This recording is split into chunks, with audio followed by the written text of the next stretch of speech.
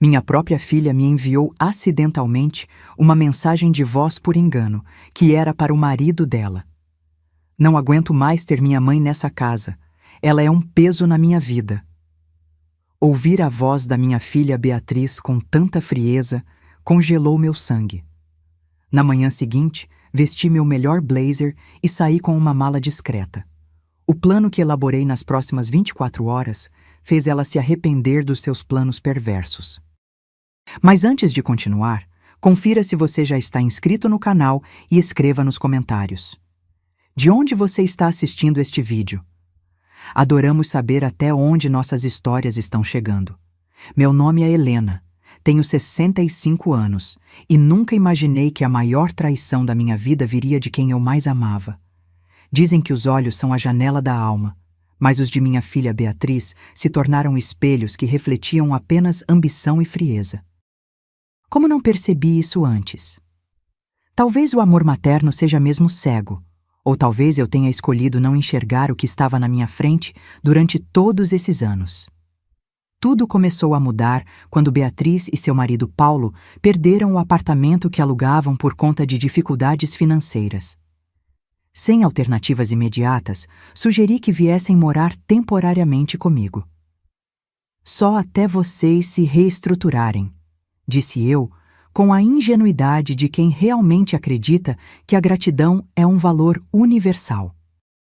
Minha casa não era luxuosa, mas tinha 3 quartos confortáveis e um jardim que eu cultivava com amor desde que meu marido faleceu, há 8 anos. Era o resultado de uma vida inteira de trabalho como professora primária e das economias que fiz centavo por centavo. Nas primeiras semanas, tudo parecia bem. Beatriz preparava o café da manhã nos fins de semana e Paulo consertava pequenas coisas pela casa. À noite, jantávamos juntos e conversávamos sobre o dia. Eu me sentia menos só e acreditava estar ajudando minha única filha em um momento difícil. Como eu estava enganada. Gradualmente começaram os comentários sutis. Mãe, essa sua televisão é muito antiga. Precisamos comprar uma nova. Mãe, por que você guarda essas coisas velhas? Vamos nos livrar delas. No início parecia que eles só queriam modernizar a casa, mas logo percebi que estavam apagando minha presença do meu próprio lar, substituindo minhas coisas pelas deles, meus hábitos pelos deles. Então, vieram as reuniões a portas fechadas, as ligações sussurradas, os olhares trocados quando achavam que eu não estava prestando atenção. Uma vez, enquanto regava as plantas do jardim, ouvi Paulo no telefone. Sim, ela não desconfia de nada. Em poucas semanas teremos tudo resolvido. Na hora, meu coração acelerou, mas afastei o pensamento, me convencendo de que era a paranoia de uma senhora solitária. As visitas também mudaram. Pessoas que eu nunca tinha visto antes começaram a aparecer em minha casa. Um médico que, segundo Beatriz, estava ali para verificar minha pressão. Uma assistente social que queria avaliar minhas condições de vida. E, por fim, um homem que se apresentou como especialista em cuidados para idosos. Todos chegavam quando Beatriz os agendava, nunca me perguntando se eu queria aquelas visitas. Lembro-me claramente do dia em que comecei a sentir que algo realmente errado estava acontecendo. Estava na cozinha preparando um chá, quando ouvi Beatriz conversando com uma prima dela, Renata, que trabalhava em um cartório. Os documentos estão quase prontos, dizia Renata. Se continuarmos com este plano, em 1 mês teremos transferido tudo para o seu nome sem que ela perceba. Quando entrei na sala, as duas imediatamente mudaram de assunto, mas eu vi Renata guardar rapidamente uma pasta com papéis. Naquela noite, não consegui dormir. As peças começavam a se encaixar em minha mente, formando um quebra-cabeça terrível. Será que minha própria filha estava planejando tomar minha casa? Seria possível que o sangue do meu sangue pudesse me trair dessa forma? Me convenci de que estava imaginando coisas, que a idade estava me deixando desconfiada. Mas a confirmação de todas as minhas suspeitas veio de forma inesperada em uma terça-feira comum, enquanto Beatriz e Paulo estavam fora. Meu celular tocou com uma notificação.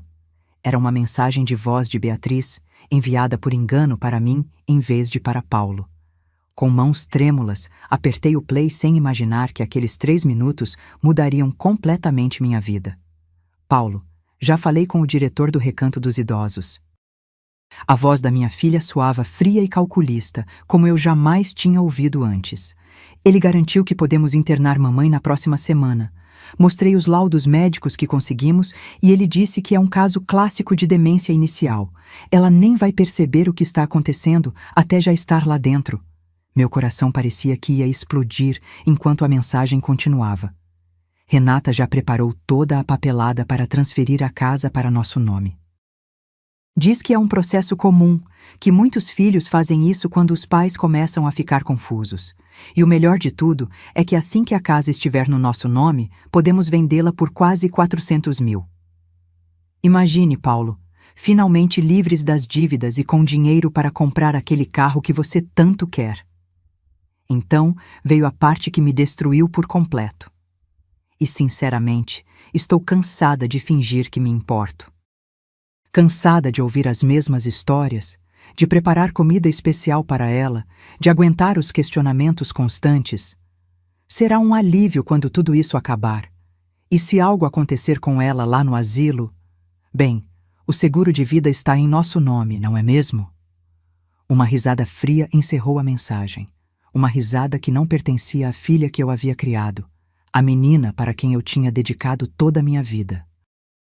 Deixei o celular cair no chão e me sentei, atordoada, incapaz de processar a magnitude daquela traição. Minha própria filha não apenas planejava me roubar, mas falava de minha morte como uma conveniência financeira. As lágrimas vieram, não de tristeza, mas de uma raiva profunda que eu nunca havia sentido antes. Uma raiva que queimava por dentro e que naquele momento, eu não sabia ainda, seria o combustível para minha transformação. Enquanto o sol se punha lentamente através da janela da cozinha, algo dentro de mim também se transformava. A ingênua e confiante Helena começava a dar lugar a uma mulher que jamais permitiria ser vítima novamente. Ali mesmo, sentada no chão frio da cozinha, com o celular ainda reproduzindo aquela mensagem maldita, fiz uma promessa a mim mesma. Eles nunca imaginariam o que os aguardava. Enxuguei as lágrimas, levantei-me e olhei para o calendário na parede. Faltavam exatamente 5 dias para a data que Beatriz havia mencionado para me levar ao tal asilo. 5 dias para virar o jogo.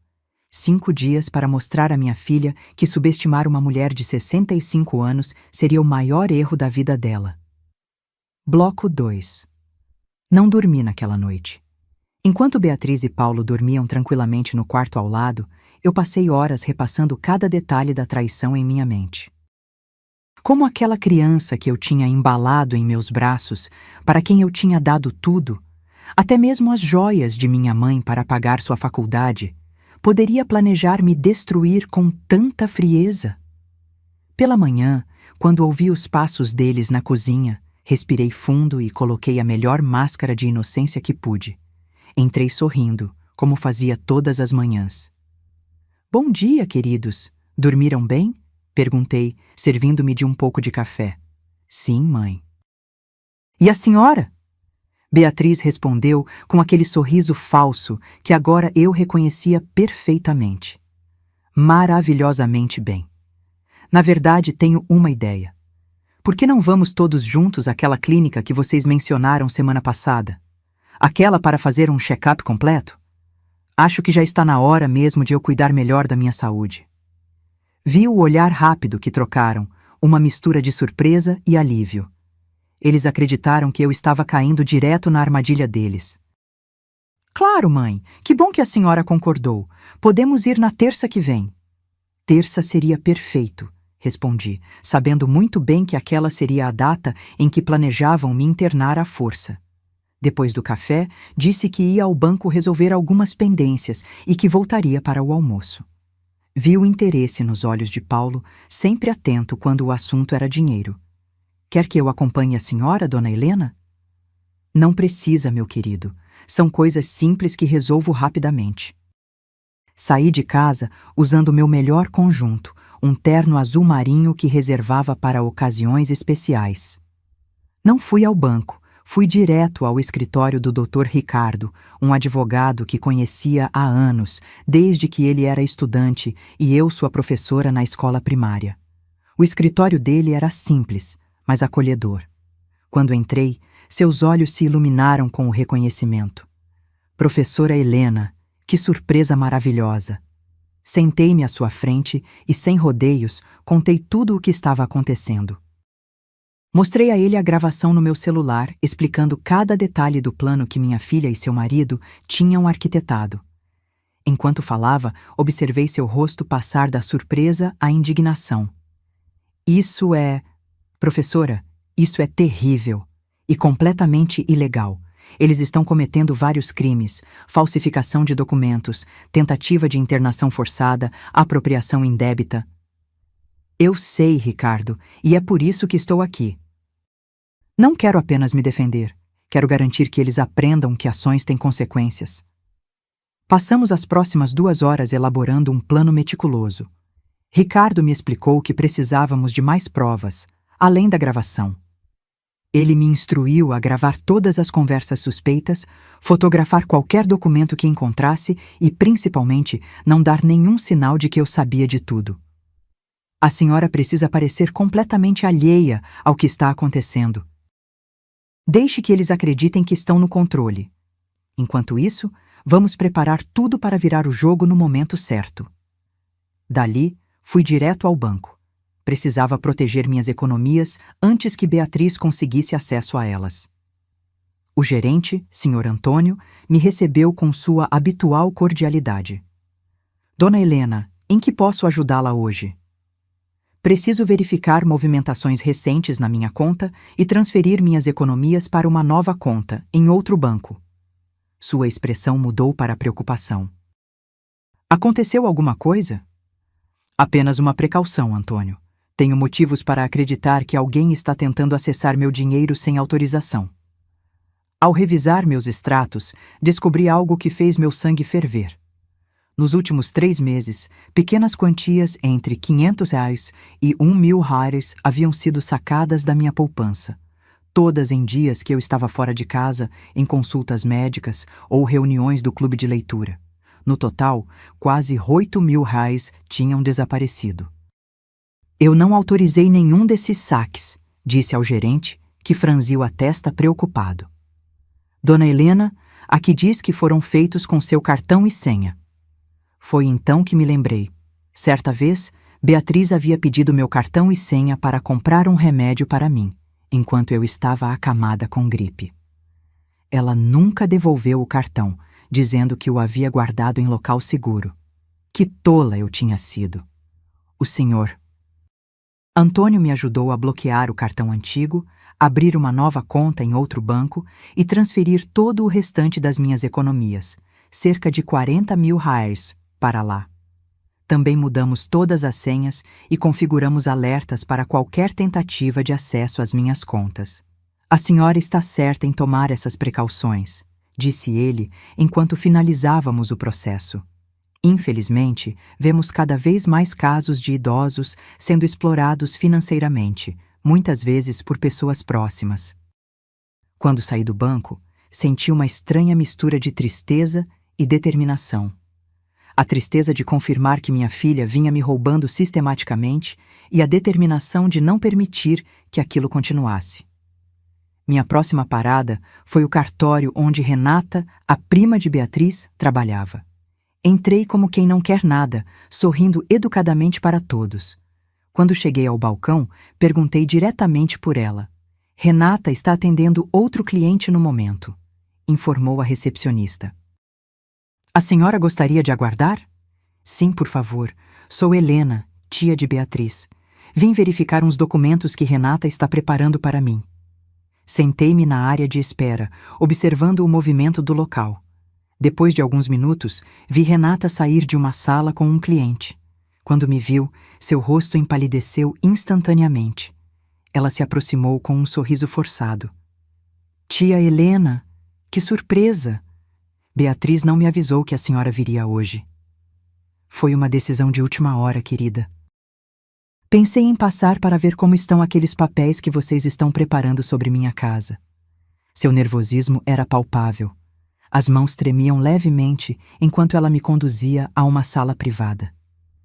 Que papéis, tia? Não estou entendendo. Tirei meu celular do bolso, ativei o gravador discretamente e olhei diretamente nos olhos dela. Renata, vamos ser diretas. Sei exatamente o que você, Beatriz e Paulo estão planejando. Tenho provas suficientes para denunciar todos vocês por fraude e falsificação, mas estou dando a você uma chance de fazer a coisa certa. O rosto dela perdeu toda a cor. Começou a gaguejar, negando tudo, mas eu a interrompi. Tenho uma gravação da Beatriz falando sobre todo o plano, incluindo sua participação. Não perca seu tempo negando. Foi como se um dique se rompesse. Renata desabou em lágrimas, confessando tudo entre soluços. Como Beatriz a havia convencido a ajudar, prometendo uma porcentagem da venda da casa. Como tinham falsificado minha assinatura em vários documentos. Como planejavam me declarar mentalmente incapaz, baseados em laudos médicos fraudulentos. Tia Helena, eu juro que não queria fazer isso. Beatriz disse que era para o seu bem, que a senhora estava ficando confusa e precisava de cuidados especiais. E você acreditou nisso? Olhe para mim, Renata. Pareço confusa para você? Ela baixou os olhos envergonhada. Não, tia. A senhora parece perfeitamente lúcida. O que vocês fizeram é crime, Renata. Você sabe disso melhor que ninguém, trabalhando em um cartório. Por favor, tia, não me denuncie. Tenho 2 filhos pequenos, perderia meu emprego, minha reputação. Olhei para aquela jovem chorando à minha frente e senti uma mistura de pena e indignação. Ela estava arrependida, sim, mas só porque tinha sido pega. Vou lhe dar uma escolha, Renata. Ou você me entrega cópias de todos os documentos falsificados e testemunha contra Beatriz e Paulo quando for necessário, ou eu vou direto à polícia e ao conselho do cartório denunciar sua participação. Ela concordou imediatamente, as mãos ainda tremendo enquanto reunia todos os papéis que provavam a conspiração. Documentos de transferência de propriedade com minha assinatura falsificada. Laudos médicos fraudulentos atestando que eu sofria de confusão mental e início de demência senil. Até mesmo um termo de internação voluntária em meu nome, pronto para ser usado na semana seguinte.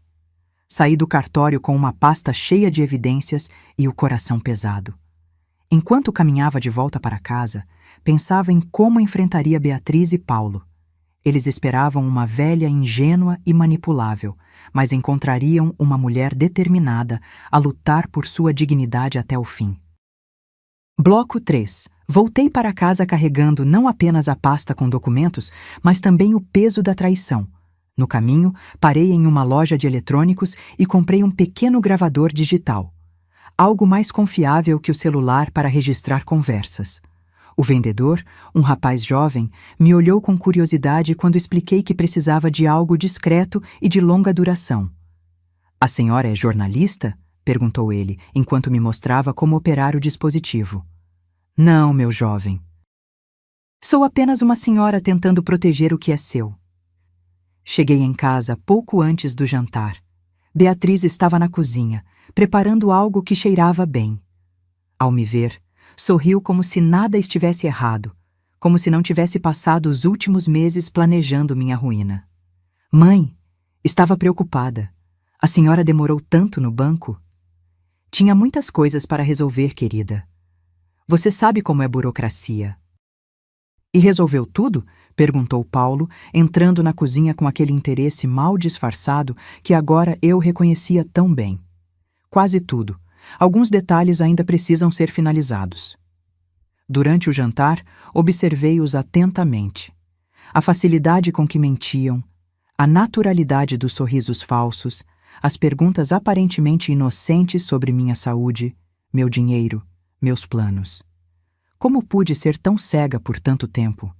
"Mãe, estive pensando", começou Beatriz, enquanto servia a sobremesa. "Talvez a senhora devesse considerar vender esta casa. É muito grande para uma pessoa só, Dá muito trabalho para manter.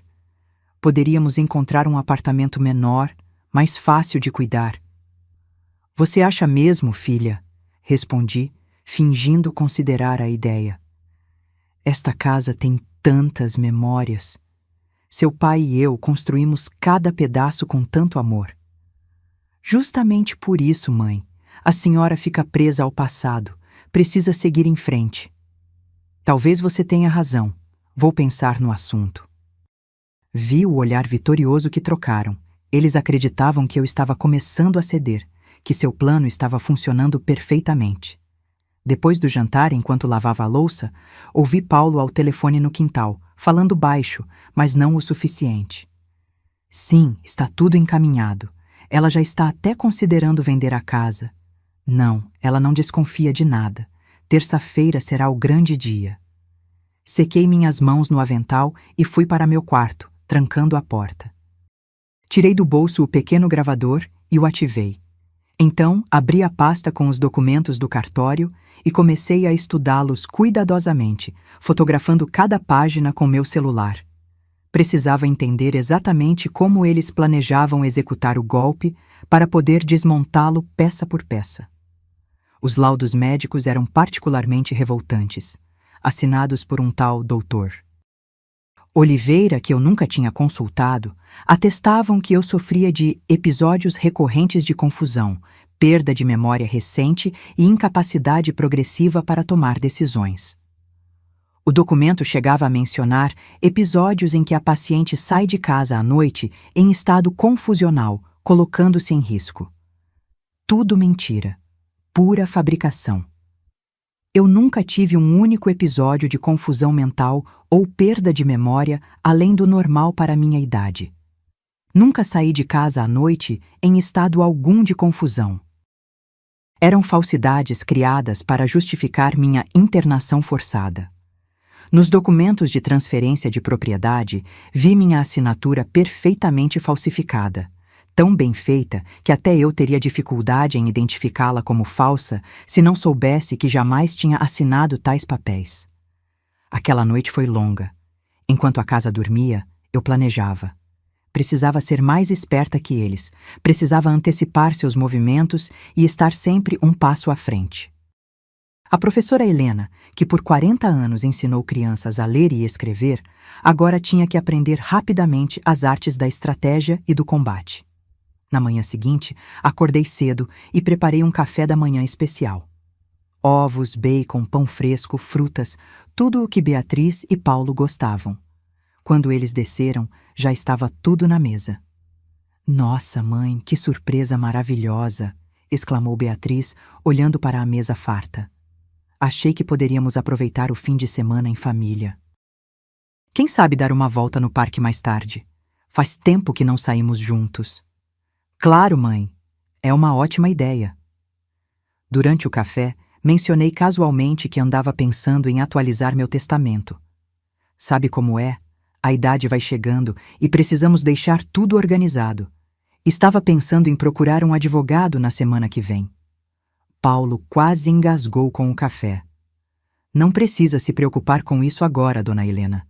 A senhora ainda está ótima, tem muitos anos pela frente." "Mesmo assim, Paulo, nunca sabemos o que pode acontecer, não é? Prefiro deixar tudo organizado. Inclusive estive pensando em fazer algumas doações ainda em vida." "Doações?" A voz de Beatriz subiu uma oitava. "Que tipo de doações?" "Ah, nada demais. Talvez ajudar aquela instituição de caridade que sempre apoiei. Eles fazem um trabalho maravilhoso com idosos abandonados." O resto do dia foi tenso, apesar das aparências. Fomos ao parque como combinado, tiramos fotos, sorrimos, uma família feliz aos olhos de qualquer observador casual, mas eu podia sentir a ansiedade deles crescendo. Minha menção ao testamento e às doações tinha jogado uma variável inesperada em seus planos bem calculados. Quando voltamos para casa, Beatriz recebeu uma ligação e foi atendê-la na varanda. Coloquei o gravador no bolso e segui silenciosamente, parando perto o suficiente para ouvir, mas não para ser vista. "Não sei, Renata. Ela está diferente hoje, falando em testamento, em doações." Acha que ela desconfia de algo? Não, é impossível. Tomamos todas as precauções. Sim, os documentos para terça estão todos prontos?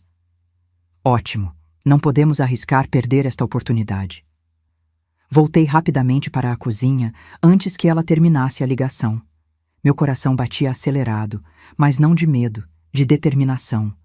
A confirmação de que o plano continuava para terça-feira só aumentava minha resolução. No domingo, sugeri que fôssemos à missa. Beatriz pareceu surpresa. Eu raramente ia à igreja, mas concordou. Durante o sermão sobre perdão e traição, observei seu rosto em busca de algum sinal de culpa, algum indício de que a filha que eu criei ainda existia sob aquela máscara de ambição. Não encontrei nada. Na saída da igreja, encontramos Dona Carmen, minha vizinha há mais de 30 anos. Helena, que bom te ver. Andei preocupada, faz semanas que não a vejo no jardim. Estou bem, Carmen. Apenas ocupada com a visita de Beatriz e Paulo. Ah, sim. Beatriz me disse outro dia que a senhora não tem se sentido muito bem, que anda esquecida. Senti como se tivesse levado um tapa. Então, era assim que eles estavam preparando o terreno, espalhando rumores sobre minha suposta condição mental para que ninguém questionasse quando eu subitamente decidisse ir para um asilo. Imagine, Carmen, nunca estive melhor. Devo ter dado essa impressão porque ando distraída planejando uma viagem. Viagem? Beatriz interrompeu rapidamente. Que viagem, mãe? Ah, é uma surpresa ainda. Conto para vocês quando estiver tudo certo. No caminho de volta, Beatriz estava visivelmente nervosa. Mãe, que história é essa de viagem? A senhora sabe que não é bom viajar sozinha na sua idade. E quem disse que vou viajar sozinha, querida? Deixei a pergunta pairando no ar, saboreando a inquietação que causava nela. A filha que planejava me internar à força agora estava preocupada com uma viagem imaginária. A ironia era quase dolorosa. Na segunda-feira, véspera do dia D, acordei com uma clareza e determinação renovadas. Fiz minha mala discretamente, colocando apenas o essencial: documentos, algumas roupas, objetos de valor sentimental. Escondia no fundo do armário, onde sabia que não procurariam. Durante o almoço, Beatriz finalmente abordou o assunto da consulta médica. Mãe, não se esqueça que amanhã temos aquela consulta que marcamos. É às 10 horas. Claro que não esqueci, filha. Estou até ansiosa. Sabe, tenho pensado muito na minha saúde ultimamente. Que bom, mãe. É importante a senhora se cuidar. Sim, afinal, quero estar bem para aproveitar muitos anos ainda. Sabia que Lee Ching-yun viveu até os 256 anos? Claro, os registros são questionáveis, mas mesmo assim é inspirador pensar que podemos viver tanto tempo com os cuidados certos. Paulo riu nervosamente. 256 anos? Dona Helena, isso é impossível. Quem sabe, Paulo, a vida está cheia de surpresas. Naquela noite preparei um jantar especial. Usei as melhores louças, acendi velas, abri um vinho que guardava para ocasiões especiais. Beatriz e Paulo pareciam confusos com minha súbita festividade. Estamos comemorando algo, mãe? A vida, filha. Estamos comemorando a vida e suas reviravoltas inesperadas. Enquanto comíamos, falei sobre memórias antigas, sobre quando Beatriz era pequena, sobre os sacrifícios que fiz para criá-la sozinha depois que seu pai nos abandonou. Falei sobre como vendi minhas joias para pagar sua faculdade, sobre como trabalhei horas extras dando aulas particulares para garantir que ela tivesse tudo o que precisava. Sabe, Beatriz, o que mais me orgulha é ver que criei uma filha forte, independente, alguém que sabe o que quer e vai atrás, não importa o custo. Ela baixou os olhos, e por um momento, um brevíssimo momento, pensei ter visto um lampejo de culpa em seu rosto. Mas passou tão rápido que poderia ter sido apenas um truque da luz das velas. Depois do jantar, me despedi dizendo que estava cansada. Amanhã será um grande dia, não é mesmo? Preciso descansar bem. Em meu quarto, tranquei a porta e verifiquei mais uma vez minha mala escondida. Então liguei para o advogado Ricardo. Está tudo pronto para amanhã, professora? Sim, Ricardo. A que horas devo encontrá-lo? Estarei no local combinado às 9h30, com todo o apoio necessário. A senhora tem certeza de que quer seguir com isso? Pensei na mensagem de voz, nos documentos falsificados, nas mentiras, na traição. Absoluta. Amanhã, Beatriz e Paulo aprenderão que algumas lições são dolorosas, mas necessárias.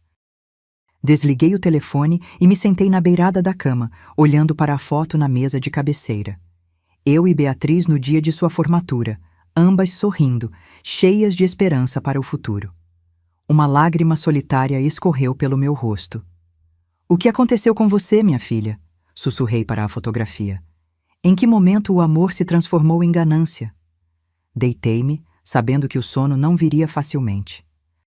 Amanhã seria o dia em que eu recuperaria minha dignidade, mesmo que ao custo de perder para sempre a filha que um dia pensei conhecer. Bloco 4.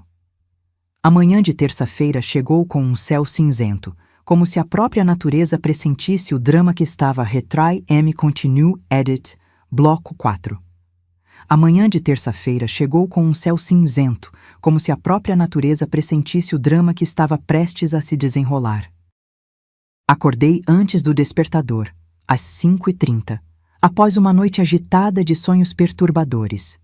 Em um deles, eu estava em um quarto branco, sem janelas, gritando por ajuda enquanto Beatriz e Paulo contavam dinheiro do lado de fora, rindo. Acordei suada, com o coração acelerado, mas estranhamente determinada. Tomei um banho demorado, escolhi cuidadosamente minhas roupas, um conjunto de calça e blazer cor de vinho que usava em ocasiões especiais, e me maquiei com atenção. Se aquele seria o dia da verdade, eu enfrentaria tudo com dignidade. Peguei a mala que havia preparado na noite anterior e a escondi próxima à porta dos fundos, onde poderia pegá-la discretamente antes de sair. Na cozinha, comecei a preparar o café da manhã como se fosse um dia comum. O cheiro de café fresco logo atraiu Beatriz e Paulo, que pareciam ansiosos, trocando olhares significativos que agora eu sabia interpretar perfeitamente. Bom dia, mãe.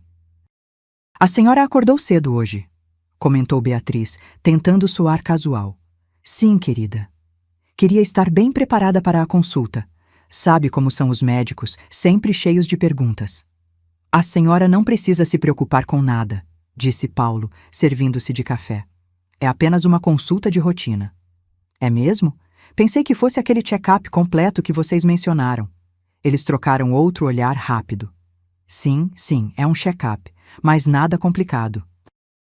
Enquanto comíamos, notei Beatriz verificando constantemente o relógio. Seu nervosismo era quase palpável. Ela mal tocou na comida, bebericando apenas um pouco de café. Está tudo bem, filha? Você parece tensa.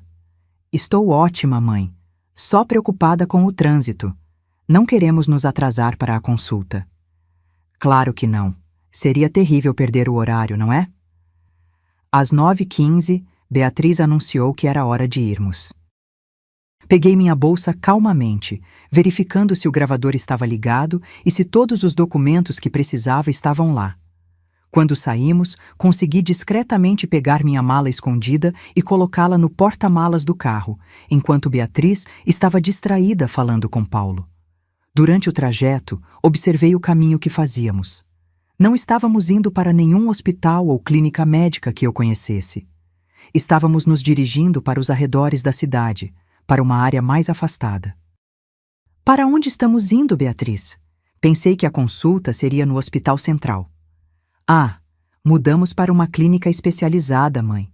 Tem médicos melhores, equipamentos mais modernos. Que interessante! E como se chama essa clínica? Recanto Esperança, respondeu ela, sem me olhar nos olhos. É um complexo médico muito conceituado. Reconheci o nome imediatamente do áudio que tinha ouvido.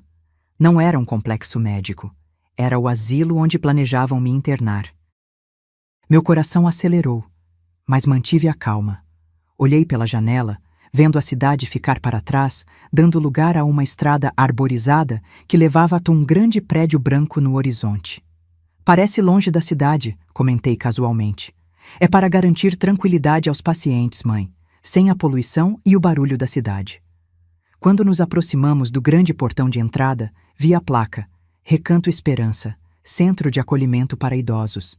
Não havia nenhuma menção a hospital ou clínica médica. Era exatamente o que eu suspeitava, um asilo disfarçado de centro médico.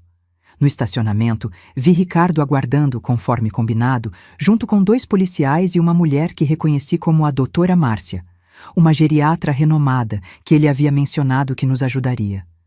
Meu coração se acalmou um pouco. Meu plano estava em andamento. Beatriz estacionou o carro e Paulo saiu rapidamente para abrir minha porta. Pronta, dona Helena? Os médicos estão esperando. Estou pronta, Paulo. Mais do que vocês imaginam. Descemos do carro e caminhamos em direção à entrada. Beatriz parecia cada vez mais ansiosa, olhando constantemente para o relógio. Na recepção, ela se adiantou. Bom dia. Temos hora marcada com o Dr. Mendes. Paciente, Helena Oliveira. A recepcionista digitou algo no computador. Sim, vejo aqui. Internação programada para hoje, correto? Vi o rosto de Beatriz empalidecer ao perceber que eu tinha ouvido. Ela tentou se recuperar rapidamente. Não, deve haver algum engano. É apenas uma consulta. A recepcionista pareceu confusa. Mas aqui diz claramente: internação permanente para a senhora Helena Oliveira, 65 anos, diagnóstico preliminar de demência senil. Todos os documentos foram providenciados pelo Dr. Mendes e pela família. Virei-me lentamente para encarar minha filha. Internação permanente, Beatriz? Demência senil? É isso que vocês planejaram para mim? Antes que ela pudesse responder, Ricardo apareceu na porta da recepção, acompanhado dos policiais e da doutora Márcia. Senhora Helena, está tudo bem? Perguntou Ricardo, se aproximando. Quem é esse homem, mãe? Perguntou Beatriz, visivelmente alarmada. Este é o Dr. Ricardo Almeida, meu advogado. Respondi calmamente. E estes são o Sargento Torres e o policial Ribeiro, que estão aqui para investigar uma denúncia de tentativa de internação forçada e apropriação indébita.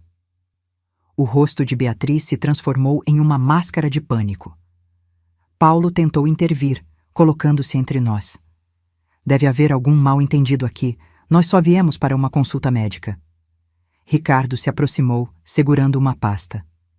Sargento Torres, aqui estão os documentos que comprovam a tentativa de fraude. Laudos médicos falsificados atestando uma condição que a senhora Helena não possui, documentos de transferência de propriedade com assinatura forjada e um plano detalhado para interná-la contra sua vontade. O sargento Torres examinou os documentos e então se virou para Beatriz e Paulo.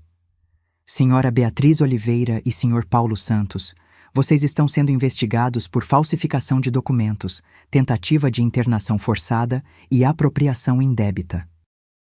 Precisarão nos acompanhar à delegacia para prestar esclarecimentos. Isso é absurdo! Gritou Beatriz, seu rosto contorcido de raiva e medo. Minha mãe está confusa. Ela não sabe o que está dizendo. Nós só estamos tentando cuidar dela. A doutora Márcia deu um passo à frente. Sou a doutora Márcia Silveira, geriatra especializada em avaliação cognitiva. Examinei a senhora Helena ontem e posso atestar que ela está em perfeito estado mental, sem qualquer sinal de confusão ou demência.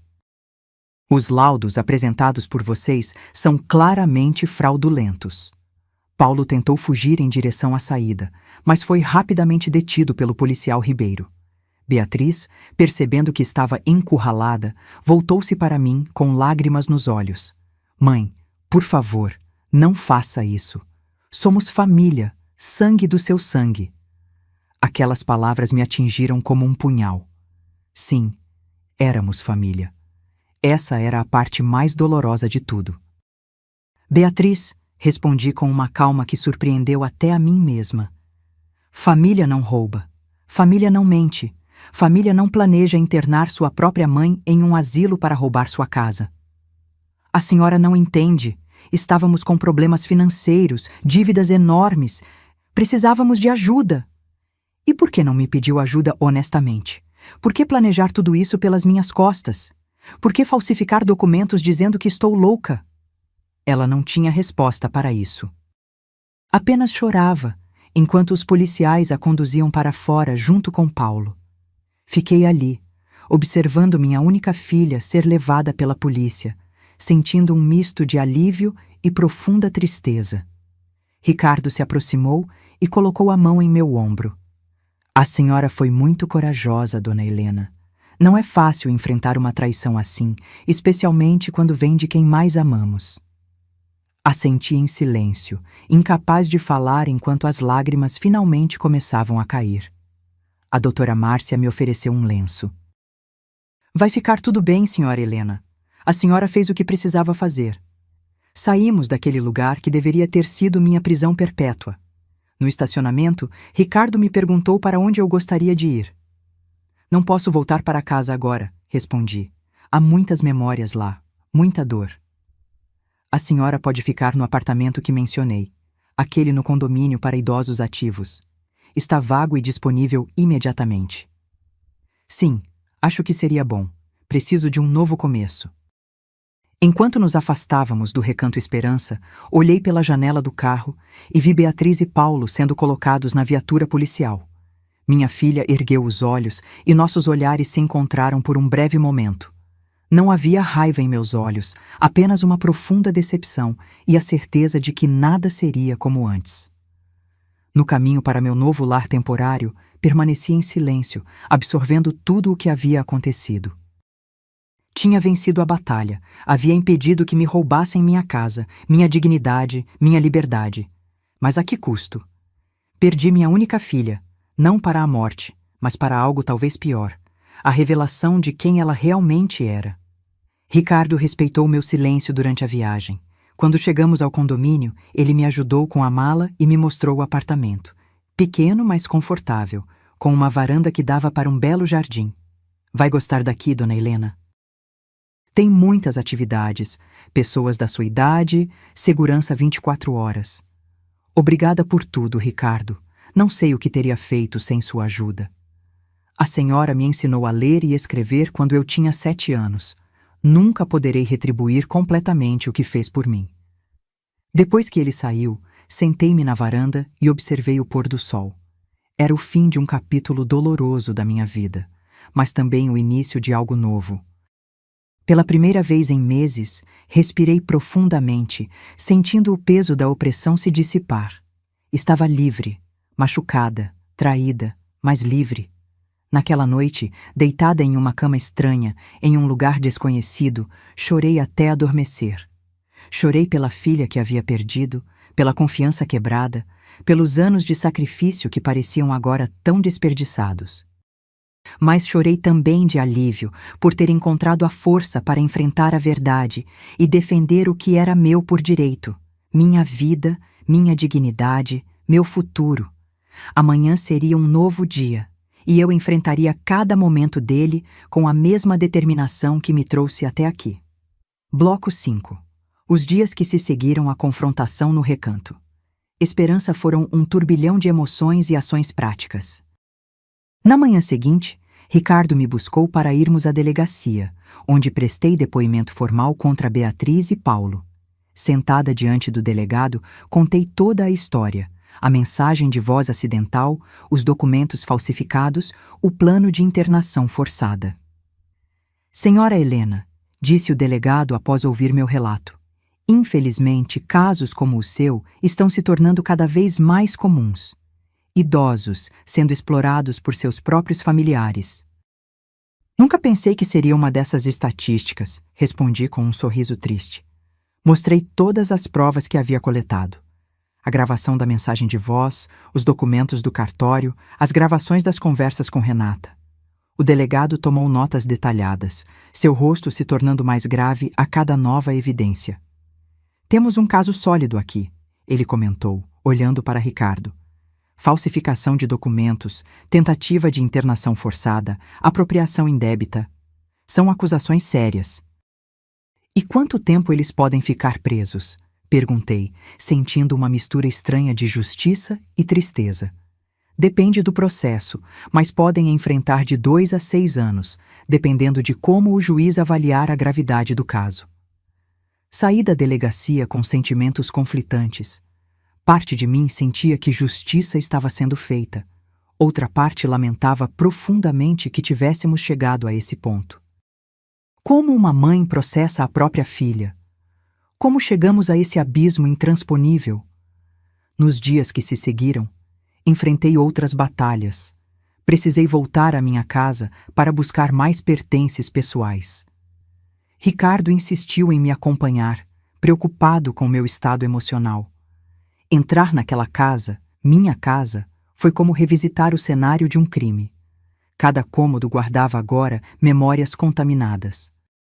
A cozinha onde Beatriz e eu tínhamos cozinhado juntas tantas vezes agora me lembrava das conversas falsas, dos sorrisos mentirosos. A sala onde assistíamos a filmes juntas agora parecia o palco de uma grande farsa. Caminhei lentamente pelo corredor até o quarto de Beatriz, que ela havia ocupado com Paulo nas últimas semanas. Abri a porta e fiquei parada na entrada, olhando para aquele espaço que um dia havia sido decorado com pôsteres de bandas adolescentes e bichos de pelúcia, e agora estava repleto de roupas caras e objetos de luxo. Em cima da penteadeira, vi uma foto minha com Beatriz, tirada em sua formatura. Peguei o porta-retratos com mãos trêmulas. Naquela foto, abraçávamos uma à outra, sorridentes, cheias de esperança para o futuro. Onde havia começado a desconexão? Em que momento minha menina de sorriso doce se transformou em uma mulher capaz de planejar friamente a destruição da própria mãe? Dona Helena? A voz de Ricardo me trouxe de volta ao presente. A senhora está bem? Coloquei a foto de volta na penteadeira. Estou, Ricardo, apenas recordando tempos melhores. Recolhi o que precisava. Mais roupas, alguns livros queridos, álbuns de fotografias, as poucas joias que ainda me restavam, e nos preparamos para sair. Na porta, olhei para trás uma última vez.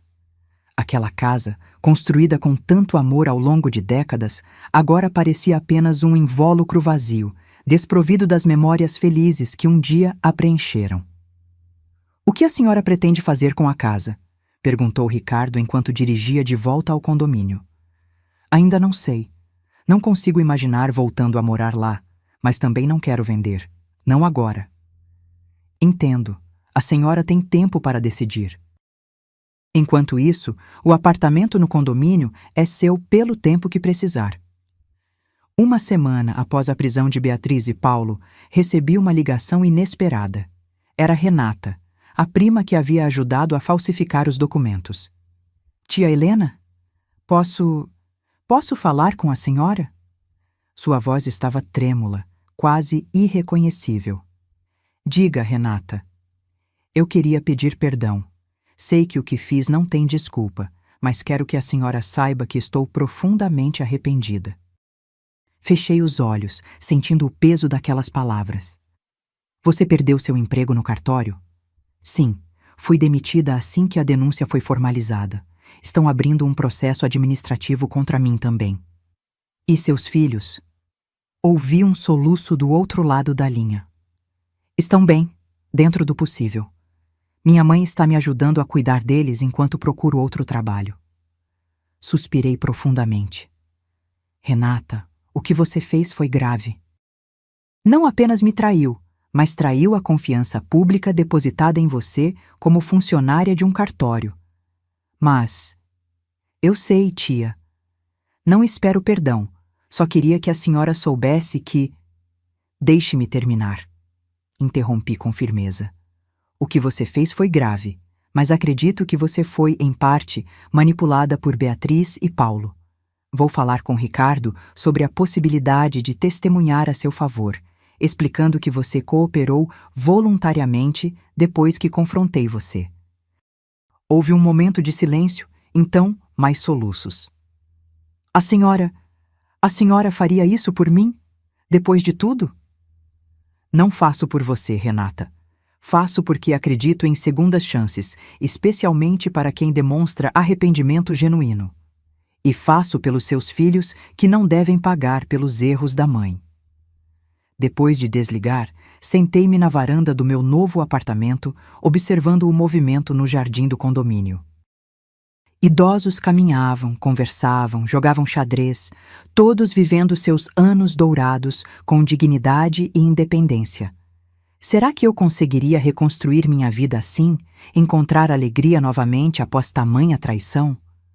2 semanas depois, recebi outra ligação inesperada. Era o advogado de Beatriz. Senhora Helena, sou o Dr. Fábio Mendes, advogado designado para representar sua filha. Ela gostaria de propor um acordo. Que tipo de acordo? Perguntei, sentindo meu coração acelerar. Beatriz está disposta a confessar tudo, poupar a senhora do desgaste de um julgamento prolongado em troca de uma pena reduzida. Ela também concorda em devolver qualquer dinheiro que tenha sido retirado de suas contas sem autorização. Pensei por um momento. E o que ela espera de mim? Que a senhora considere retirar algumas das acusações mais graves, como a de tentativa de internação forçada, mantendo apenas as de falsificação e apropriação indébita. Preciso pensar a respeito. Consultarei meu advogado e retornarei com uma resposta. Imediatamente liguei para Ricardo e expliquei a proposta. Ele veio ao meu apartamento naquela mesma tarde para discutirmos. "O que a senhora acha?" perguntou ele depois de analisarmos todos os ângulos da questão. "Não sei, Ricardo. Parte de mim quer que eles paguem por tudo o que fizeram, que sintam o peso total da lei. Outra parte ainda se lembra que ela é sua filha." Ele completou com gentileza. "Exatamente. Por mais terrível que tenha sido o que ela fez, ainda é minha Beatriz, a menina que embalei nos braços, que ensinei a andar, a ler. Como uma mãe simplesmente apaga isso?" Ricardo assentiu compreensivamente. "A senhora não precisa decidir agora. Pense com calma." Naquela noite, revirei álbuns de fotografias antigos, observando o rosto de Beatriz ao longo dos anos. O bebê de bochechas rosadas que sorria sem dentes. A criança de tranças que segurava orgulhosamente seu primeiro desenho. A adolescente de aparelho nos dentes que fazia careta para a câmera. A jovem de beca e capelo no dia da formatura. Em que momento aquela pessoa que eu amava tanto tinha se transformado em alguém capaz de planejar minha destruição? Depois de uma noite insone, tomei minha decisão. Liguei para Ricardo logo cedo. "Aceito o acordo com uma condição adicional." "Qual condição, dona Helena?" "Quero que Beatriz faça um curso de conscientização sobre o tratamento de idosos enquanto estiver cumprindo sua pena.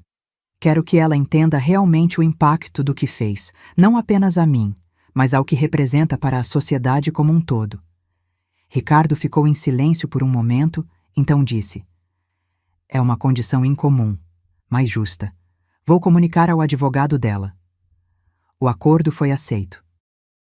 Beatriz cumpriria uma pena reduzida de 1 ano em regime semiaberto, devolveria o dinheiro que havia retirado de minhas contas, cerca de 8.000, e participaria do curso que eu havia solicitado. Paulo, por ter sido considerado cúmplice e não mentor do plano, recebeu uma pena de 8 meses em regime aberto. Antes que fossem transferidos para cumprir suas penas, pedi para visitar Beatriz na delegacia onde estava detida. Ricardo se ofereceu para me acompanhar, mas decidi que precisava fazer aquilo sozinha.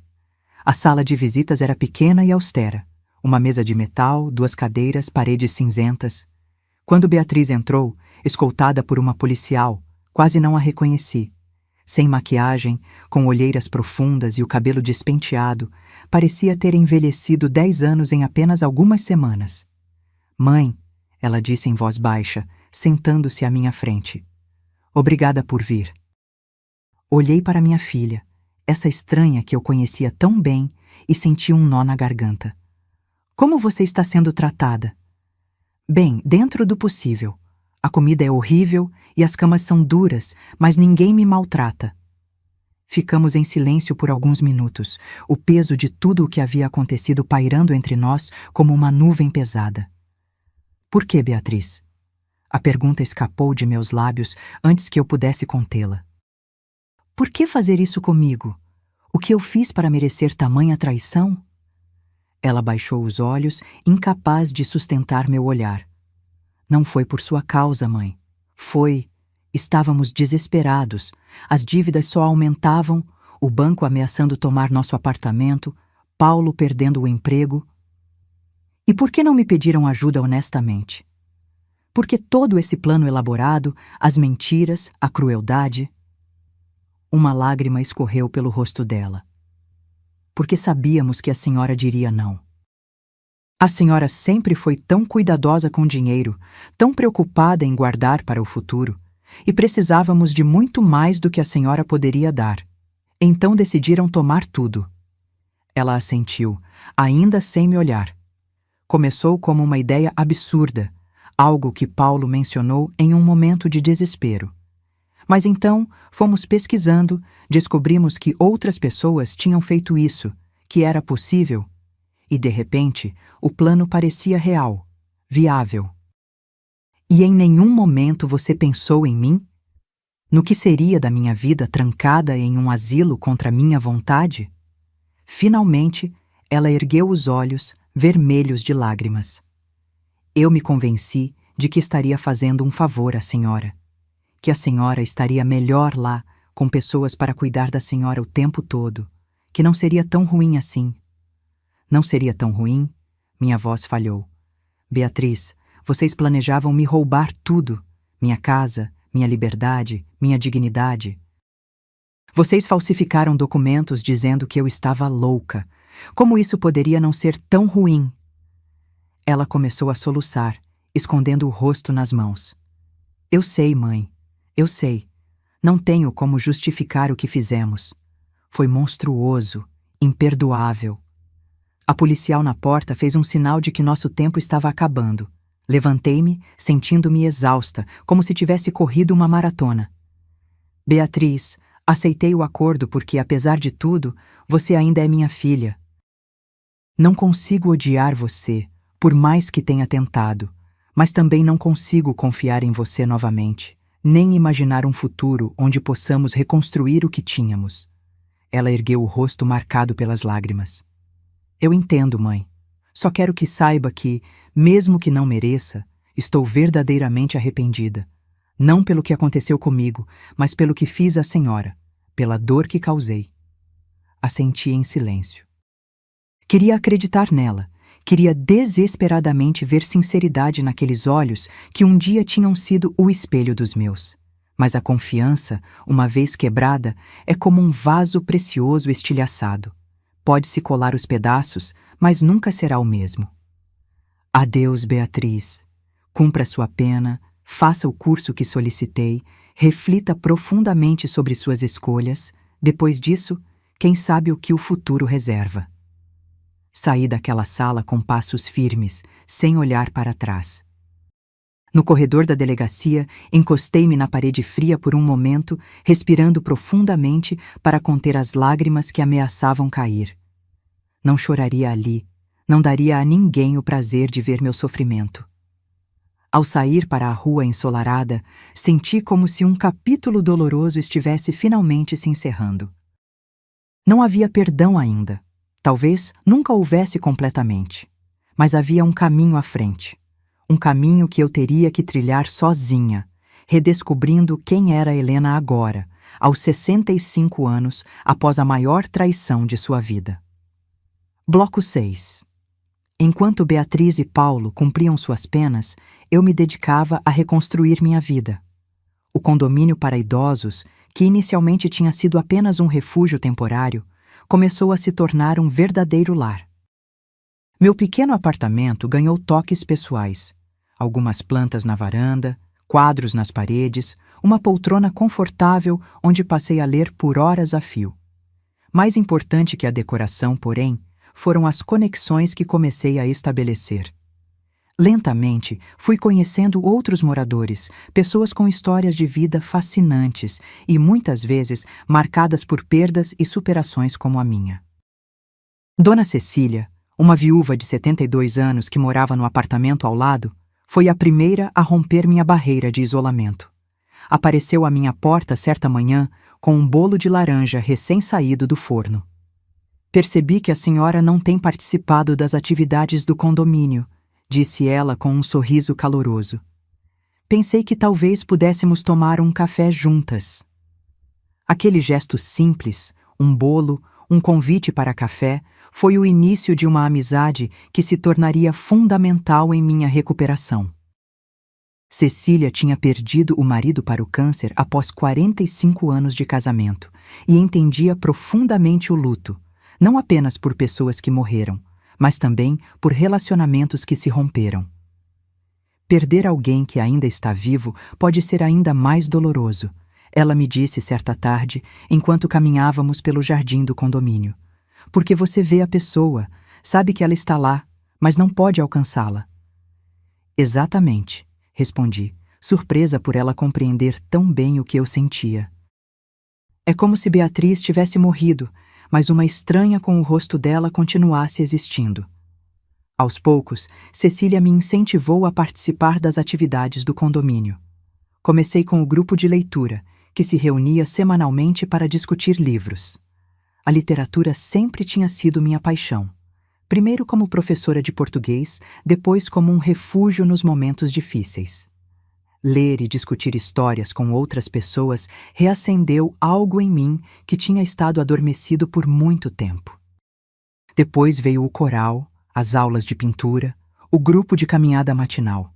Cada atividade me apresentava a novas pessoas, novas perspectivas, novas possibilidades. Descobri que não era a única que carregava o peso da traição familiar. Histórias semelhantes à minha emergiam em conversas privadas, muitas vezes sussurradas com a vergonha de quem se sente culpado por ser vítima. Senhor. Augusto, um engenheiro aposentado de 78 anos, me contou como seu filho e nora tinham vendido sua casa enquanto ele estava hospitalizado, alegando que era para pagar as despesas médicas, mas usando o dinheiro para comprar um barco. Dona Marta, uma ex-professora como eu, tinha sido obrigada pelo filho a assinar uma procuração que ele usou para e Retri M. Continue Edit Bloco 6. Dona Marta, uma ex-professora como eu, tinha sido obrigada pelo filho a assinar uma procuração que ele usou para esvaziar suas contas bancárias, deixando-a praticamente na miséria até que uma sobrinha interveio e a ajudou a encontrar o condomínio. Essas histórias me mostravam que eu não estava sozinha, que minha dor, embora profundamente pessoal, era também parte de um problema social maior. A exploração dos idosos, muitas vezes por seus próprios familiares. Essa percepção me levou a procurar maneiras de transformar minha experiência dolorosa em algo positivo. Certo dia, durante uma reunião do grupo de leitura, mencionei casualmente minha história. O livro que discutíamos abordava temas de traição familiar, e algo na discussão abriu as comportas que eu tinha mantido fechadas por tanto tempo. Nunca contei isso a vocês, comecei hesitante. Mas estou aqui porque minha própria filha planejou me internar em um asilo contra minha vontade para ficar com minha casa. Um silêncio pesado caiu sobre o grupo. Então, uma a uma, as pessoas começaram a compartilhar suas próprias histórias. Ao final daquela sessão, a coordenadora do grupo, Sra. Elisa, aproximou-se de mim. Helena, sua coragem em compartilhar algo tão doloroso inspirou muitos de nós. Já pensou em transformar isso em algo maior? Talvez um grupo de apoio específico para idosos que enfrentaram abusos familiares? A ideia ressoou em mim como um sino claro em uma manhã silenciosa. Nas semanas seguintes, com a ajuda de Elisa e da administração do condomínio, organizamos o primeiro encontro do que viria a se chamar Renascer. Um grupo de apoio para idosos que sofreram abusos, exploração ou abandono por parte de familiares. Nossa primeira reunião atraiu apenas 7 pessoas, incluindo eu e Elisa. Sentamos em círculo na sala comunitária do condomínio, cada um carregando histórias de dor que raramente ousávamos pronunciar em voz alta. O começo foi hesitante, com longos silêncios e olhares baixos. Talvez eu deva começar, sugeri finalmente. para mostrar que não estamos aqui para julgar, apenas para ouvir e apoiar. Contei minha história completa, a mensagem de voz acidental, as descobertas horríveis, a confrontação, o processo legal. Quando terminei, havia lágrimas nos olhos de todos os presentes, inclusive nos meus. Obrigado por sua honestidade, Helena, disse Sr. Joaquim, um homem de 80 anos que eu conhecia apenas de vista. Se você encontrou coragem para enfrentar isso, talvez eu também possa. E assim, um por um, compartilharam suas histórias. Histórias de abandono, de manipulação, de abuso financeiro, de isolamento forçado. Histórias que, apesar de suas particularidades, compartilhavam um elemento comum: a traição daqueles em quem mais confiávamos. Ao final daquela primeira reunião, algo havia mudado. Saímos não apenas carregando nossas próprias dores, mas também as dos outros, não como um peso adicional, mas como uma responsabilidade compartilhada. Não estávamos mais sozinhos. O grupo Renascer cresceu rapidamente. Da segunda reunião participaram 15 pessoas. Da terceira, quase 30. Logo precisamos de um espaço maior e horários adicionais. A notícia se espalhou para outros condomínios de idosos e logo começamos a receber visitantes de toda a cidade. Ricardo, que continuava sendo não apenas meu advogado, mas também um amigo cada vez mais próximo, sugeriu que eu buscasse parcerias com organizações de defesa dos direitos dos idosos. Ele me apresentou a doutora Camila Vasconcelos, diretora de uma ONG especializada em combater o abuso contra idosos. O que você iniciou com o grupo Renascer é exatamente o tipo de trabalho de base que precisamos, disse Camila em nosso primeiro encontro. Os idosos precisam saber que não estão sozinhos, que há recursos disponíveis, que eles têm direitos. Com o apoio da ONG, expandimos o escopo do grupo. Além das reuniões de apoio emocional, passamos a oferecer orientação jurídica gratuita, palestras sobre direitos dos idosos, workshops sobre segurança financeira e identificação de sinais de abuso. Ricardo se tornou um palestrante regular, compartilhando seu conhecimento legal de forma acessível. Em poucos meses, o Renascer se transformou em uma referência local para idosos vulneráveis. A imprensa local nos procurou para uma reportagem sobre abuso contra idosos e, relutantemente, concordei em dar uma entrevista, desde que meu rosto não fosse mostrado e meu nome completo não fosse divulgado. Quero proteger minha privacidade, expliquei à repórter. Mas também quero que outras Helenas por aí saibam que não precisam aceitar o abuso silenciosamente. A reportagem foi ao ar em um domingo à noite e na segunda-feira de manhã meu telefone não parou de tocar. Idosos, familiares preocupados, assistentes sociais, todos querendo saber mais sobre o grupo, querendo ajuda, querendo ajudar. Em meio a esse turbilhão de atividades, quase esqueci que Beatriz estava prestes a completar 1 ano de pena. O lembrete veio através de uma carta entregue por Ricardo. Sua filha escreveu para você, disse ele, entregando-me um envelope simples. Ela já concluiu o curso sobre conscientização no tratamento de idosos que você solicitou como parte do acordo. Olhei para o envelope por longos minutos antes de abri-lo. Parte de mim temia o que encontraria ali. Outra parte ansiava desesperadamente por algum sinal de que a filha que eu conhecia e amava ainda existia em algum lugar. A carta era longa, escrita à mão em uma caligrafia que eu reconhecia tão bem, a mesma que eu tinha ajudado a aperfeiçoar quando Beatriz estava na escola primária. Comecei a ler com o coração acelerado. Querida mãe, escrevo esta carta na véspera de completar minha pena. Amanhã sairei daqui e enfrentarei um mundo que agora parece completamente diferente daquele que conheci antes. Um mundo onde não tenho mais sua confiança, seu amor incondicional, sua presença constante. Não sei se você lerá esta carta. Não sei se, depois de tudo o que fiz, você ainda se importa com o que tenho a dizer. Mas preciso escrever mesmo assim. Preciso colocar em palavras o que aprendi neste ano de confinamento e reflexão. O curso sobre tratamento de idosos que você solicitou como parte do acordo foi uma das experiências mais transformadoras da minha vida. não apenas pelos conhecimentos técnicos que adquiri, mas pelo que me fez enxergar em mim mesma.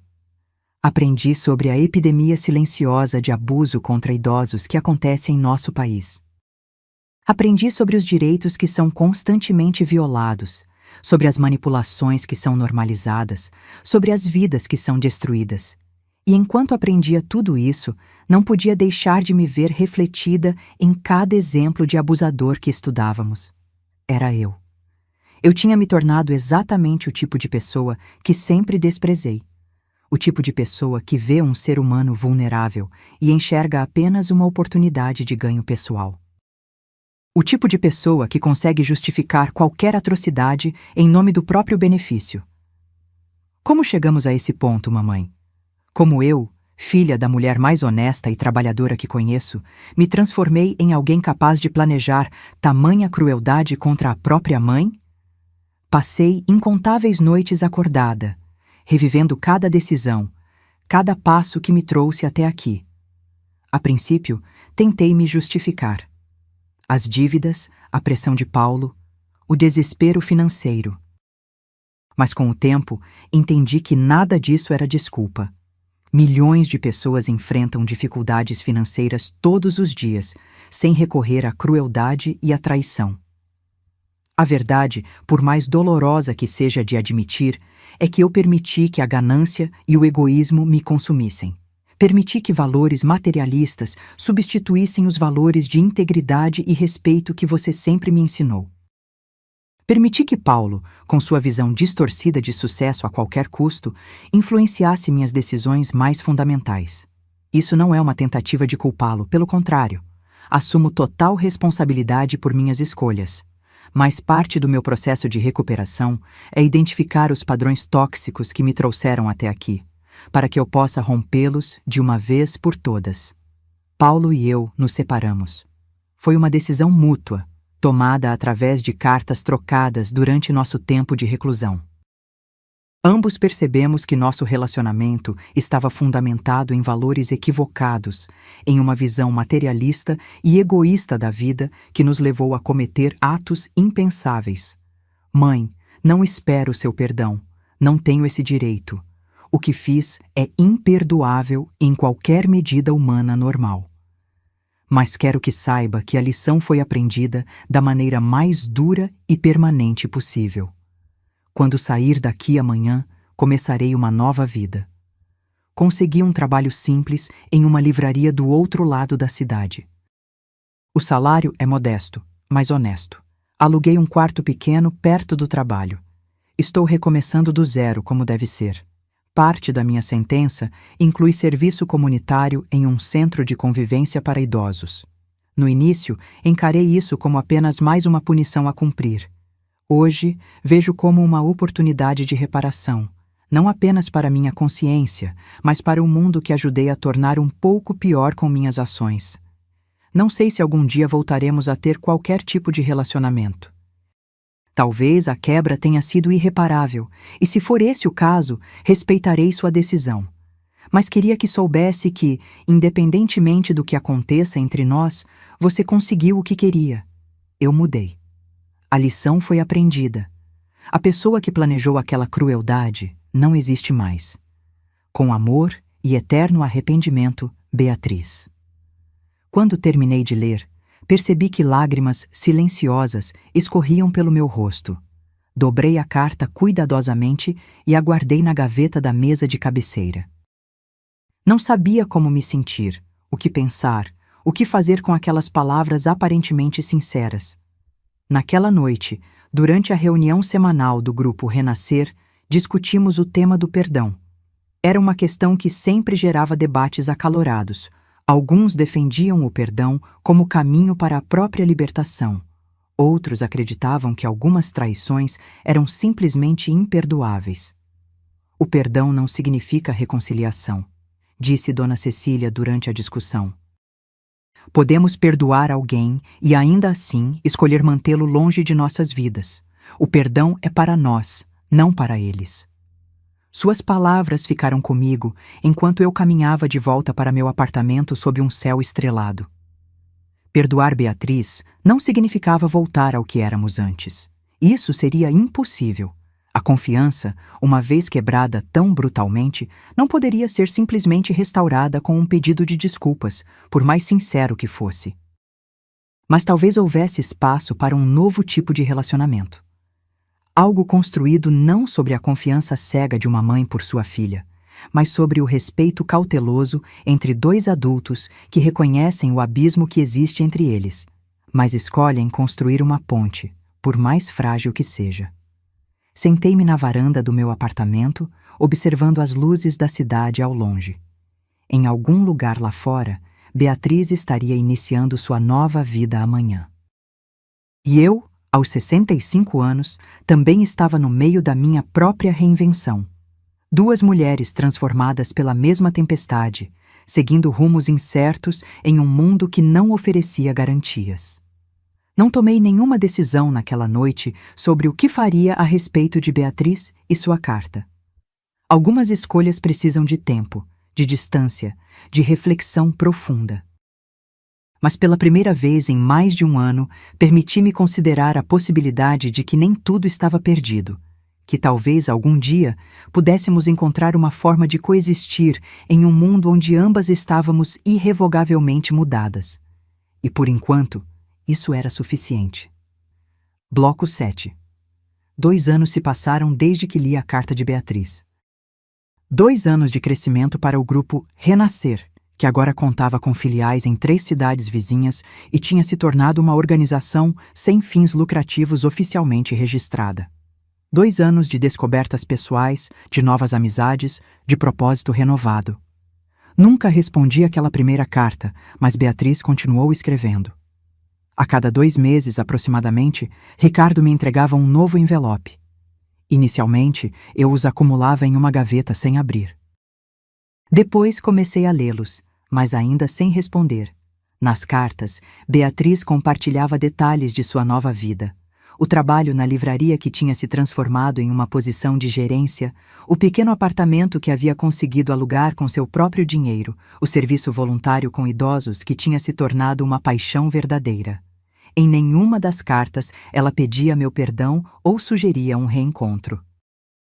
Apenas compartilhava sua jornada, como se escrevesse em um diário que, por coincidência, era enviado para mim. Havia uma dignidade nesse tipo de comunicação unilateral que eu não podia deixar de respeitar. Quanto a mim, minha vida havia encontrado um novo ritmo, um novo significado. O grupo Renascer ocupava grande parte do meu tempo e energia. Tínhamos conseguido parcerias com escritórios de advocacia que ofereciam serviços pro bono para idosos vítimas de abuso, com universidades que enviavam estudantes de psicologia, direito e serviço social para estágios conosco, e com órgãos públicos que nos ajudavam a identificar casos que precisavam de intervenção. Minha casa, aquela que quase me custou tudo, estava agora alugada. O dinheiro do aluguel eu doava integralmente para a organização, retendo apenas o suficiente para cobrir impostos e manutenção. Continuava vivendo no condomínio para idosos, que tinha se tornado verdadeiramente meu lar. Em uma manhã de primavera, Ricardo me ligou com uma notícia inesperada. Dona Helena, vim pessoalmente porque preciso falar com a senhora sobre algo importante.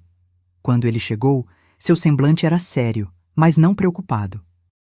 O que houve, Ricardo? Recebi uma visita ontem no escritório. Era Beatriz. Meu coração acelerou involuntariamente. O que ela queria? Ela soube do trabalho que a senhora tem feito com o Renascer.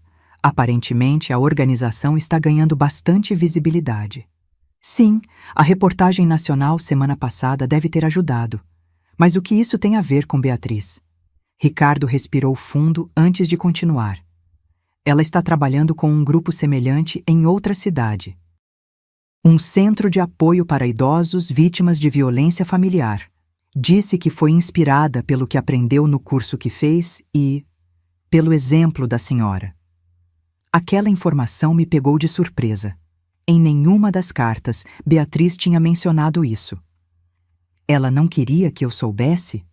Pelo contrário, ela temia que, se mencionasse nas cartas, a senhora pensaria que ela estava tentando impressioná-la ou manipulá-la de alguma forma. Ela quis que eu verificasse por conta própria antes de contar à senhora. E você verificou? Ricardo assentiu. Sim, é legítimo. Ela trabalha lá há quase um ano, inicialmente como voluntária, agora como coordenadora de um dos programas.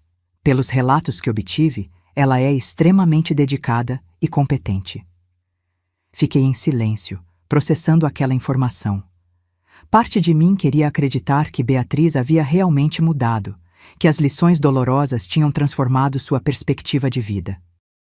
Outra parte, mais cautelosa, lembrava-me dos sorrisos falsos, das mentiras elaboradas, da frieza com que ela havia planejado minha destruição. Há mais uma coisa, continuou Ricardo, interrompendo meus pensamentos. Haverá um congresso nacional sobre direitos dos idosos no próximo mês. O Renascer foi convidado a participar, como a senhora sabe. O grupo de Beatriz também estará lá. O que significa que provavelmente nos encontraremos, concluí. Exatamente. Ela queria que eu a avisasse com antecedência para que não fosse uma surpresa desagradável.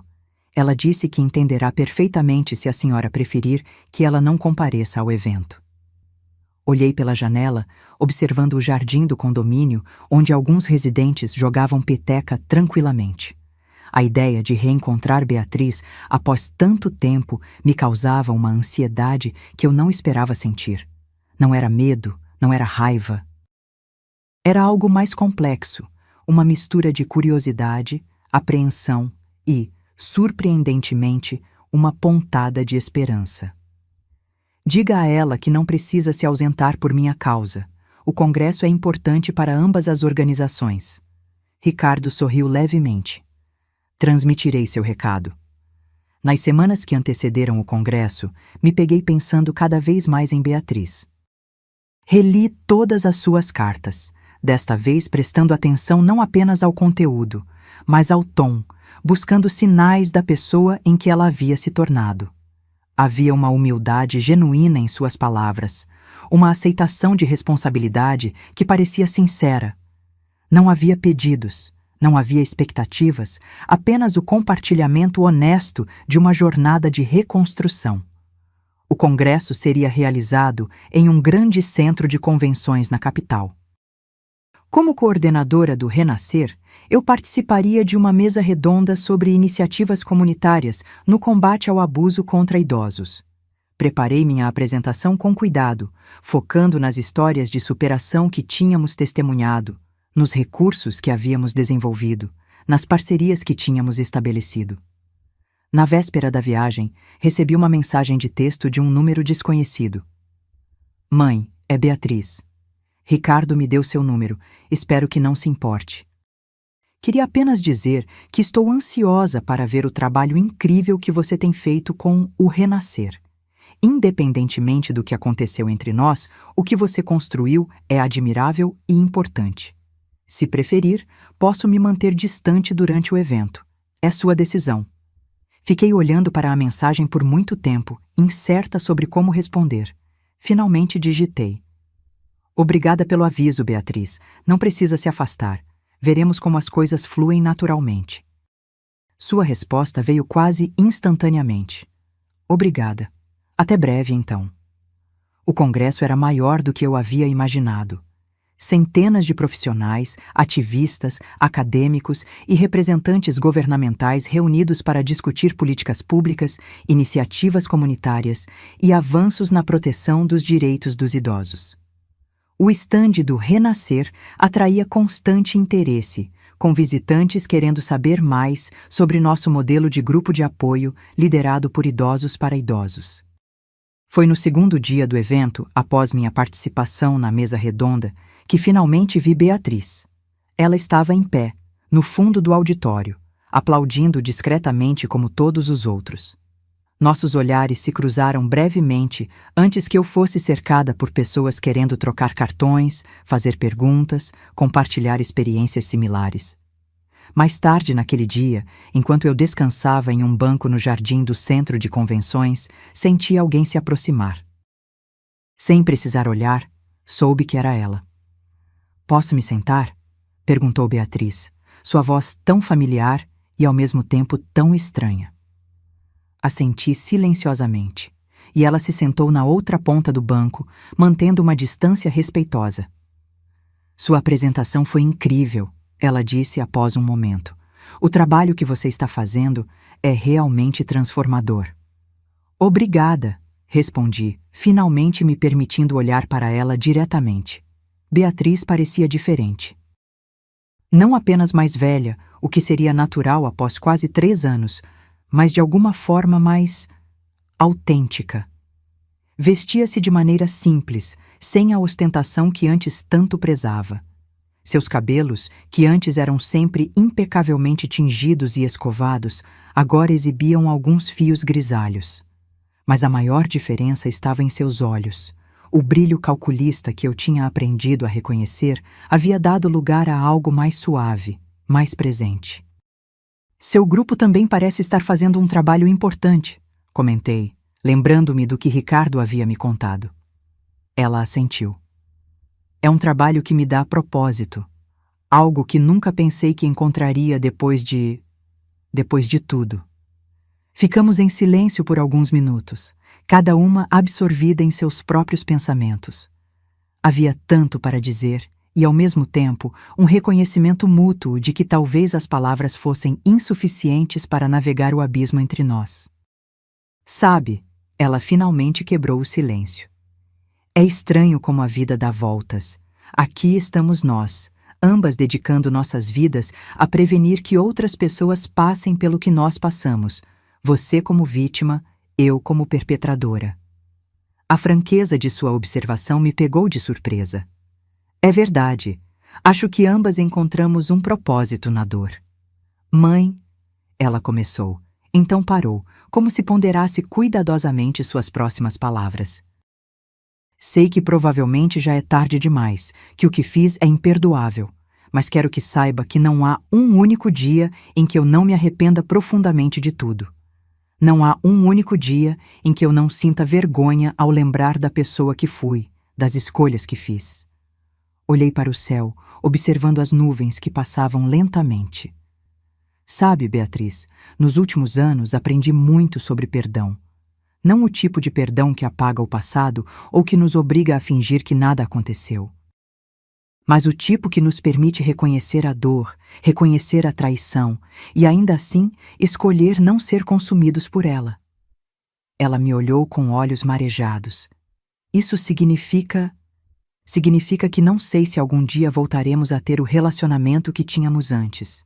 Aquela confiança, aquela intimidade foi quebrada de uma forma que talvez seja irreparável. Mas talvez, com o tempo, possamos construir algo novo. Algo baseado não no que éramos, mas no que nos tornamos. Uma lágrima escorreu pelo rosto dela. Eu entendo. E agradeço a oportunidade, por menor que seja. Naquele momento, uma jovem se aproximou timidamente. Com licença, dona Helena. Sou Mariana, da Associação de Salvador. Adoraria conversar mais sobre o programa de mentoria que a senhora mencionou na apresentação. Levantei-me, pronta para retornar ao trabalho que havia se tornado minha paixão. Antes de me afastar, olhei para Beatriz uma última vez. Vamos jantar juntas amanhã à noite? Para continuar nossa conversa. Seu rosto se iluminou com um sorriso cauteloso, esperançoso. Eu adoraria. Enquanto caminhava de volta ao centro de convenções com Mariana, senti um peso se dissipando. Não completamente, talvez nunca completamente, mas o suficiente para permitir que eu respirasse um pouco mais livremente. Não sabia o que o futuro reservava para mim e Beatriz. Talvez conseguíssemos construir um novo tipo de relacionamento, talvez não. Mas naquele momento eu tinha certeza de uma coisa. A mulher de 65 anos que havia descoberto uma mensagem de voz devastadora 3 anos atrás não era mais a mesma pessoa que caminhava agora sob o sol da tarde. Aquela Helena tinha sido definida pelo que os outros fizeram com ela. Esta Helena era definida pelo que ela escolheu fazer com sua dor, transformá-la em propósito, em conexão, em serviço. E nessa transformação encontrei não apenas sobrevivência, mas verdadeira liberdade. Enquanto entrava novamente no movimentado salão do Congresso, cercada por pessoas dedicadas a fazer a diferença, refleti sobre a jornada improvável que me trouxe até ali. Nunca teria escolhido o caminho de dor que fui forçada a percorrer. Mas agora, olhando para trás, via que esse caminho me levou exatamente onde eu precisava estar. Não como vítima, não como sobrevivente apenas, mas como uma mulher plenamente dona de si mesma, de sua história, de seu futuro. Uma mulher que, aos 68 anos, tinha descoberto que nunca é tarde demais para renascer. Agora, se você gostou dessa história, já clica nesse próximo vídeo que está aparecendo na tela, porque nele a história de traição e reviravolta como você nunca viu antes.